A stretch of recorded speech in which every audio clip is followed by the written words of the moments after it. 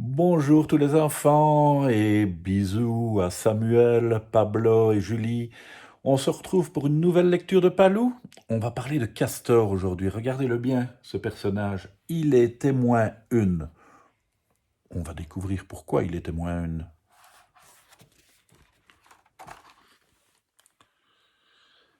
Il était une fois deux petits castors, Enoch et Kevin, qui vivaient dans le Grand Nord. Les Esquimaux leur avaient appris à chasser et à construire des igloos.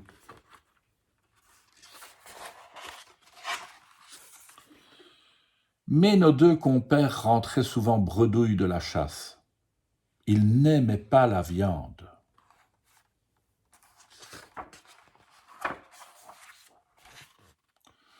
Un jour, ou peut-être une nuit dans ce pays où le soleil dort debout, Enoch chassait sur la banquise.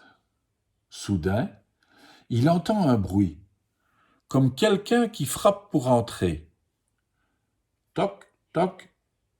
Enoch, bien que peu rassuré, s'avance. Et il a un terrible fracas. La glace qui se fissure, le sol qui se dérobe, et sous le choc, Enoch qui tombe en l'air.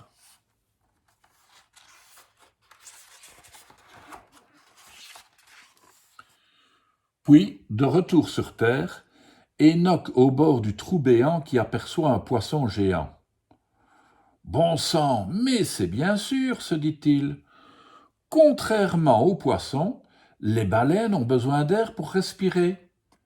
Et celle-là a bien failli mourir asphyxiée. Il était moins une.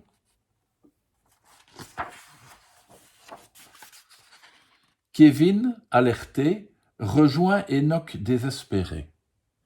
Il fait très froid, et à la surface du trou, l'eau recommence à geler. La baleine va s'épuiser à tout le temps devoir briser la glace pour respirer. Il faut faire quelque chose.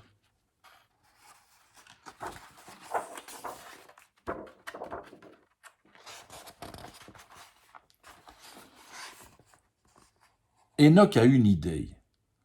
Il ira chercher du secours pendant que Kevin, à l'aide de son harpon, empêchera la glace de se former. La baleine va bientôt refaire surface. Il ne faut pas perdre de temps.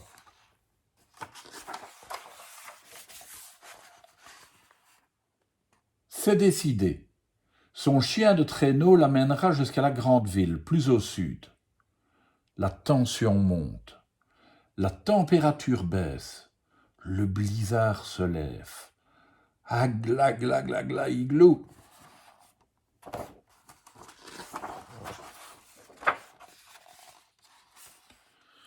Suivent 2 jours et 2 nuits, pendant lesquels notre équipage traverse des champs de neige chaotiques, évitant les crevasses en faisant des zigues et les collines en faisant des zagues.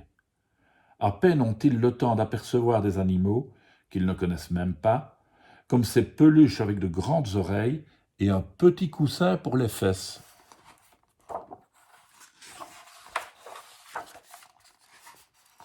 Enfin, ils arrivent en ville. Le chien est exténué.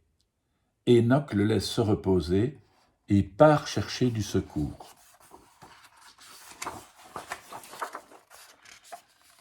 Mais à qui s'adresser? Il est renvoyé de service en service. On lui dit « Ce n'est pas le moment, revenez l'an prochain. J'ai déjà donné. »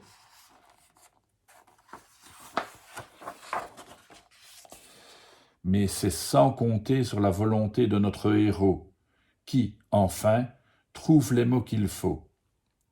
Il évoque un pays, la terre, où tous les animaux sont frères. Il parle du bison, oncle d'Amérique, du lion, frère d'Afrique, de l'ours, voisin germain, et du dauphin, notre cousin. Que si nos pères sont différents, nous sommes tous nés de même mère. Devant tant de ténacité, on finit par l'écouter. On met même un avion à sa disposition. le voyage sera sûrement plus facile. Son chien n'en doute pas.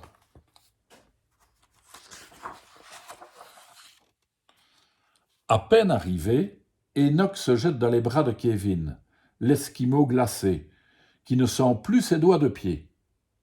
Mais peu importe, puisque la baleine est sauvée. Dans un craquement, le bateau brise-glace arrive en se frayant un passage dans la banquise. Tous les marins sont sur le pont.